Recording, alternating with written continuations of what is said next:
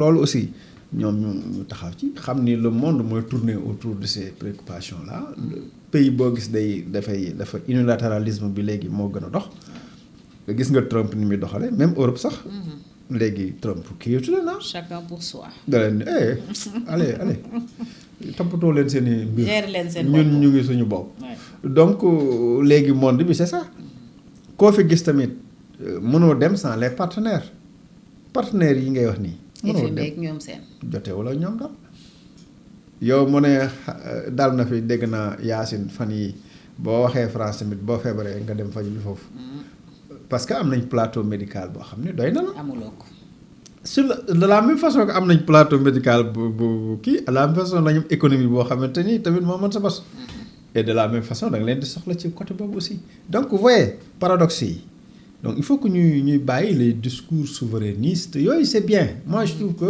réew mu ne bëgg nga am sa personnalité ñoo ngi nit a yem bëggoo kenn ko xajamal sa dignité waaw réew aussi bëggul xajamal ko dignité mais du la tey masla ak les gens am na parce que am na nit ñu mel noonu nekk ci koñ yi yaakaar ni ñoo gën ñëpp waaw gëñ wala bu ñu reetaane dañ leen di yàpp wala koo nuyu sax dalay yàpp mi ko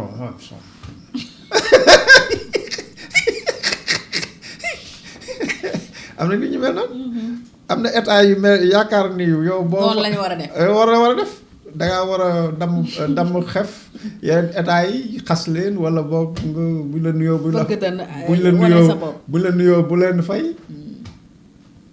yu mel noonu mais boo ko defee bis boo amee problème ñun la lijjantil ko sa bopp waaw yow boo meree France boo demee conseil d'administration FMI ku fa ne koo fay fekk du France mu toog di la xaar waaw kii du sama waajeem xale yi daaw kii du yow kii du man kii waaw boo demee faneen noonu yow réew moo àndal boo geddee mel réew moo àndal réew ma nga àndal day dem ci réew moom day ànd ak réew moom muy paradoxe boo meree Chine moom am na bonne relation ak France bien sûr nga meree Russie moo Macron dee ñu werante nii rek mais au fond dara changé wu ci coopération bi mais ay werante nii moo am ci Union européenne ak ay sécurité mais yooyu ñuy werante di tontonte di werante di tontonte mais bon ça s'arrête là teewul les intérêts fondamentaux ñu ngi leen di préserver dañ koy préserver yow nag nga ñëw bëgg a jël lépp au sérieux fan yi lan la européens yi waxoon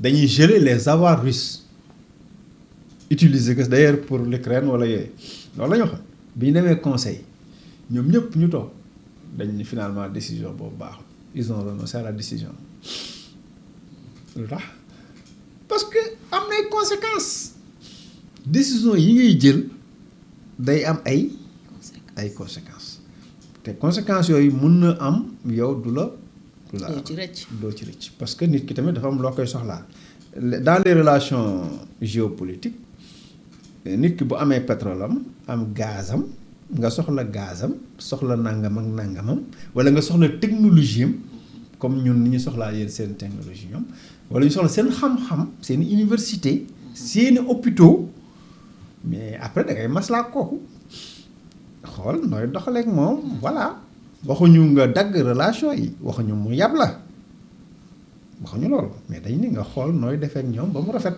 noonu la xante waaye taxaw di xaste loolu dañu war a dépasser loolu. Sankara bi ñu ko fi defee Sankara rek moo fi defoon Thomas Sankara ñu ngi koy ñaanal de bonne intention la ci amoon ñëw en tant que jeune capitaine taxaw ak Mitterrand bàyyi soxlaam yépp ñëw Ouagadougou nga xam ni booy wàcc Ouagadougou yow da ngay foog ni ak village bu ndaw nga wàcc boo jógee France.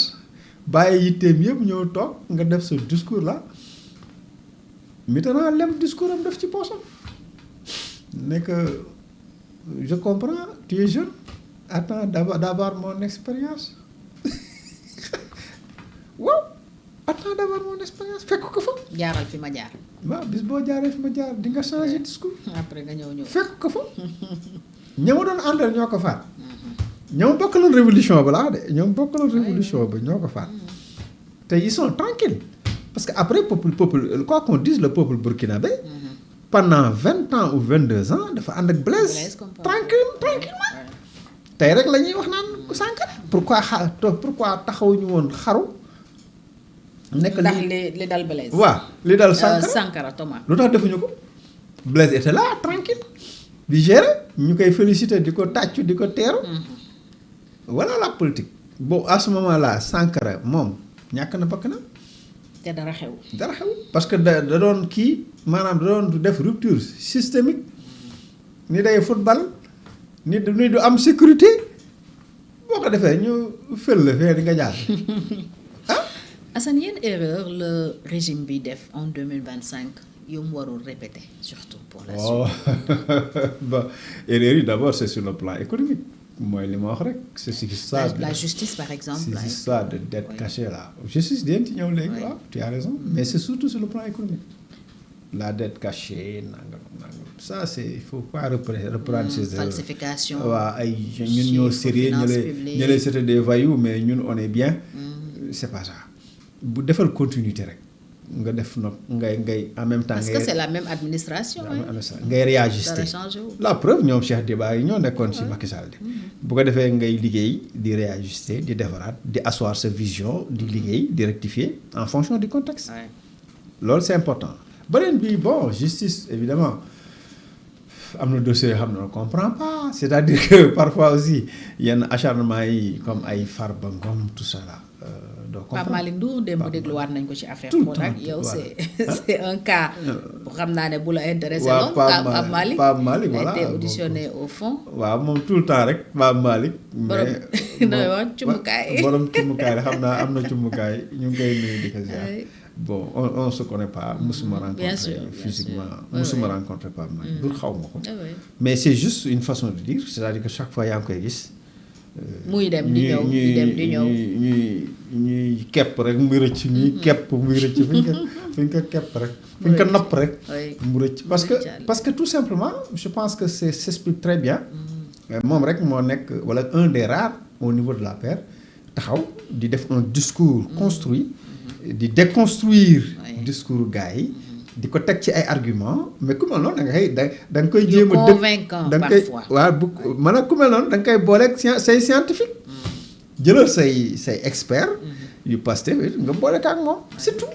voilà ñu jàkkaarloo lu mu teg ñu teggi waaye prison bi moom wax dëgg yàlla du solution ay jàpp ak ay tey tukkee. il est sous bracelet électronique. waaw yooyu jàpp na ne xëy na il va vers un non-lieu. yooyu amul njëriñ.